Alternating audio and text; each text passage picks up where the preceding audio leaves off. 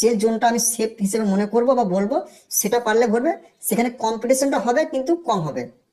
কিন্তু একটা কথা, কলকাতা বাদ দিয়ে ভরার চেষ্টা করবে, সেটা হচ্ছে প্রথমেই বলে রাখি। তাতে আমি স্ট্যাটাস, তাতে তুমি আমার ভিডিও দেখো না দেখো, কলকাতা বাদ দিয়ে ফর্ম ফিল আপ করে যদি কম্পিটিশনকে ভয় খাও। তো অবশ্যই তোমাদের এবার জানাবো আমি যে তোমাদের OBC, SC, ST, EWS central certificate না স্টেট সার্টিফিকেট লাগবে, সেটা নিয়ে আলোচনা করবো।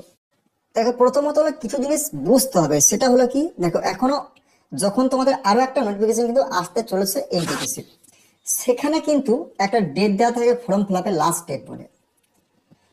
সেই লাস্ট ডেটটার আগে তোমাকে কিন্তু 1 বছরের মধ্যে তুমি ওবিসি হলে ওবিসি, এসসি হলে এসটি, এসটি হলে এসটি, ইডাব্লিউএস হলে ইডাব্লিউএস, সব থেকে বেটার হচ্ছে এটা। মানে তোমার কোনো রকম সমস্যা বা সম্মুখীন হতে হবে না, এটা হচ্ছে সব থেকে বেটার অপশন। কি বললাম, ধরো তোমার যখন আরো একটা নোটিফিকেশন আসবে এনটিপিসি, সেখানে একটা লাস্ট ডেট দেওয়া থাকে যে ফর্ম ফিল আপ এতদিন পর্যন্ত হবে, লাস্ট ডেট। সেই ডেটের লাস্ট ডেটের আগে